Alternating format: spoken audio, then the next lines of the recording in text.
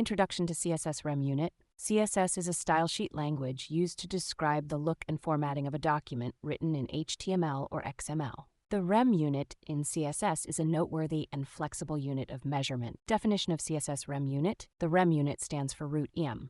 Is a relative unit in CSS, changing its value relative to the root element. For example, if the document's font size is 12px, 1 rem equals 12px. Benefits of using CSS Rem Unit. The flexibility of the Rem unit makes it suitable for responsive web design.